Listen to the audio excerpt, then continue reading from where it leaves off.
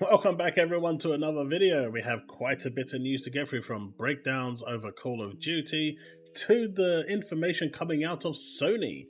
Now this video I'm recording quite early. We did get our internet sorted today, so I'm going to be testing this. And also over at Twitch, I'm going to be doing a short, maybe 30-40 minute stream today to see how it actually works, how it goes. We're going to be testing, YouTube video streaming and stuff like that, just to make sure that the actual internet can hold up. And if it does, hopefully tonight we can actually stream the PlayStation Showcase. That will be over at YouTube, of course. Now, let's get on with the actual video, because there's a lot to get through, because the copium, my friends, is real. And well, if you do enjoy this content, hit that like button, subscribe, hit that bell to stay up to date with all content I release, because it's a doozy. So Tripster over here, who pretty much is almost as bad, if not as bad, as Oliver Dark, says Helldivers sold 12 million units. Sony says 73% of those sales were on PS5 alone. It really bothers them that the PC market was the one that actually could carry this game. It really does. The fact that they have to go into their delusional gymnastics to try and make it so that they think that PlayStation 5 contributed 73% is delusional. It's crazy. But let's spare a moment for this dude, because he actually believes this old slide is real and actually believes that this is factual information, when we all know that PC carried Helldivers through and through.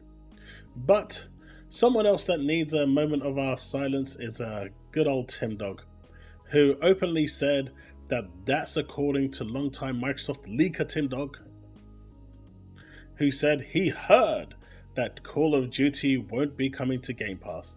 And as we know, that's already been debunked. And you can see Gads here saying, breaking, Tim Dog reported missing after spreading Xbox fake news following his public divorce from Microsoft. And it was an epic breakup, let's not be mistaken. But this was the first thing I saw when he decided to come out of hiding. Okay, when you take L for 4 games, no CoD games on the service, 7 months. I mean, the deflection here is surreal. It is surreal. He clearly knows why those 4 games went over there. He watched the FTC trial, so he knows. So this is already a thing. But he just cannot accept the fact that it's going to happen. And he says there will be a price increase. There will not be a price increase. It doesn't make any sense. And if they do, the FTC will be after them, because they said for 2 years there is no price increase. The case closed as of October 2023. So October 2025 is really the next available price increase point. Unless, and they said that Activision, they will not be using ABK games or Call of Duty to inflate price. So that is something that they said in the course. So even if they add a new tier to provide better service for certain things, Call of Duty can't be used in that. So we're going to see how that actually works out, because it's going to be interesting. And as I say here, this is pretty much Microsoft, and that would be Tim Dog right there. So the salt is real, but the salt continues. Do you remember the time when he turned around and said that, sales don't matter? Now it does, apparently. Now that he's on the blue side, sales do matter. Salesman still talking about consoles. I mean, considering how much he says that he doesn't care about Xbox anymore, dude, you just need to move on. But anyway, the salt continues, because we've got Jay here. I'm hoping this is the big loss of revenue that kills the service, as it's not good for gaming. And I said, so salty, they are all butthurt, they need to pay 70, maybe Microsoft should make it 80. And someone actually reminded me how PlayStation fans constantly said that they are happy to pay $100 for their games per game. So maybe Microsoft should start that trend with Call of Duty and just say, hey, right, this is a big game, high revenue, high investment, $100 for you PlayStation folks, but if you want it on Game Pass, you can come over and pay a subscription fee. Let's see which one is going to win out quicker. I wonder how many of them are actually still going to cough up. Pretty much most of them, if not all of them. But the salt continues.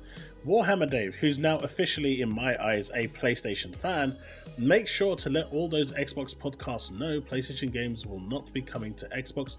even through Steam and Epic stores, as Sony has it written in contracts. He hasn't even seen a single contract, but my dude thinks he's like Tim Dog inside those boardrooms. With both Steam and Epic, they are barred from hosting PlayStation games on Xbox natively and via cloud. Natively, yes, but there's always ways around it. And this dude over here, this hip-hop guy, you know, he basically says that Nintendo is going multi-platform, Xbox is going multi-platform, PlayStation is going multi-platform, everyone is going multi-platform in 2026. If you want to believe that, good luck to you.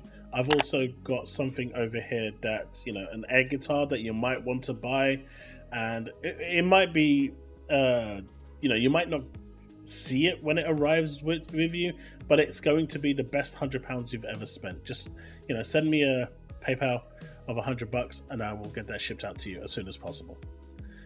So there's that new game from 100 Star that's, you know, exclusively, you know, Microsoft bought exclusive rights for that game to be on Xbox. It wasn't a timed exclusive.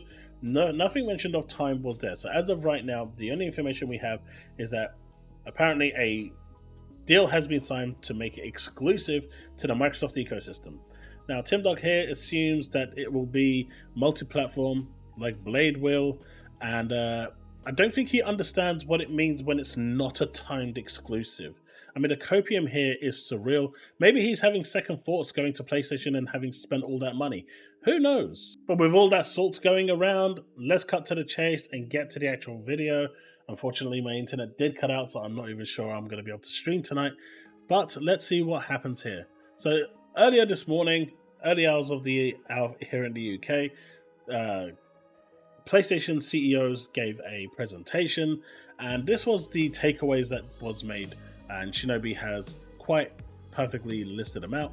PlayStation sees PC releases as opportunities for growth, not cannibalization. So what they're saying, what he's trying to say here is that by putting games day and date on PC that's not live service is essentially cannibalizing your sales both in hardware and software. I'm not sure about that. Well, maybe if not software, definitely on the hardware side. And we have seen something of that kind going to Xbox, right? Although there are multiple reasons why Xbox's hardware hasn't sold very well. Extend the reach and profit of franchises through multi-platform deliverability, which is what they're doing. Looking at outsourcing more development to offset mitigate growing costs. And this is in particularly the West Coast that they mentioned, so I'm not sure why that was omitted, but it's to mitigate growing costs in the West as opposed to the East. So prices of them working in the West are starting to mount up, and they're trying to mitigate that more and more. Live service titles will be day and date on PC, but more strategic in tentpole single player titles. So the plan here, from what I understand, is this one over here, that you play the single player game that's come out like say 2 years later, and then if you want to play the sequel day and date, you will go and pay $500 and buy a PlayStation, and then pay another $70 and get the game. And as Paul Tassi says here, have you enjoyed playing this game on PC? How would you like to play the next one by spending $500 on a piece of hardware that's worse than what you just played it on? And it's not just $500, obviously you need to buy the game as well, so that's another $70, $80 there, so kind of crazy. Taking more measured approach to growing in mobile, which basically means they're cutting back on mobile, that's no longer going to be their focus, as opposed to PC. They still want PC to be a focus for them. Working with companies like NCSoft to expand further in mobile. So they are looking to expand in mobile, but it's no longer like a big priority for them. Now, Daniel Ahmed has some slides here which I think are quite important that actually list out quite a few things, and it's worth going through. I think you can see here the monthly active users is now equal to that of the PS4 with PS5, and that is in, I guess, half the duration. But it's interesting here in terms of gameplay hours, PS5 has eclipsed the PS4. Now if we go over here, we can see that in terms of full content game, nothing's really changed for them, but the content add-on, the microtransactions, has taken a rise. Also, the PlayStation Plus services has increased as well over the fiscal year 16 to 23, but you can see that more people are spending more money on microtransactions, and that is something that is obviously going to encourage more microtransactions going forward. We have this slide over here. The life to date spend PS4 versus PS5. You can clearly see that the PS5 already is more successful in terms of people spending than it is on the PS4, and the PS4 has had a much longer life cycle. But you can see here the full content has decreased by 12%, but the content add-on, the microtransactions for games like Fortnite, Roblox, Minecraft, people spending all that money on V-Bucks and Genshin Impact, gacha, I mean especially the gacha, that must have factored into this a lot. And as you can see here, it's dwarfed what it was before, and it's impressive to see. But driving profitable subscriber growth, you can see here Essentials is down with the base. Essentials has gone down a little bit over the year by 3%, but 35% subscribe to PlayStation Plus Premium or Extra. Premium has increased a little bit as well by 2%, but the majority is still on Essential. Not many are still using their premium service. So that is where Sony really wants people to be, or this one. But the huge chunk of their audience is still using the Essentials, which honestly is still the best value for PS Plus. Extras is probably, in my opinion, the highest you should go. The premium just doesn't give you enough value, in my opinion, to make it worthwhile. But anyway, the biggest takeaway from this all is that PlayStation fans are now up in arms, absolutely distraught and up in arms at the prospect of having to pay for Call of Duty, with people turning around and saying, to what extent does this not make some consumers second-class consumers? Namely, PlayStation consumers like me. Everyone is free, but not with me. If Microsoft wants it that way, they can support this themselves and not with my $70. Geometric Crusher, you are going to buy the game, whether you like it or not. If this is a game that you play yearly, I guarantee you, you're going to give that $70. It's going to go over to Microsoft, or not all that $70, but you're going to be funding Microsoft, and you're going to be buying the Battle Pass, you're going to be buying the skins, you're going to be buying the tools, you're going to be buying everything, and you will be supporting Microsoft that way. Whether you like it or not, that is it. Microsoft's strategy has been, if you want it on Game Pass, come over to Game Pass. It's that simple. But people's reactions have gone absolutely mental. But it's clear that Sony right now, at least in their current mind frame, I mean, I do expect them, I was expecting at least next year with either Venom or something to go day and date. But where they say here, be more strategic with their single-player tentpole titles. And I did read somewhere, I didn't get the actual tweet, but what they were, I think it was with, who was it? Not this one, here. But single-player narrative games on PC are designed to then entice PC owners to play sequels over on PlayStation. So that's what they're trying to do. They're trying to use the Microsoft strategy, which in my opinion hasn't worked. But they're trying to say that we're going to give you the first game, play it, and if you want to play the sequel like Ghost of Tsushima 2, you're going to pay $570 and come over. It hasn't worked on Microsoft. I don't think it's going to work here, but it'll be interesting to see if it does. But anyway, folks, that's the video. Let me know what you think in the comment section below. Let's have that discussion, and I will see you in the next one. As always,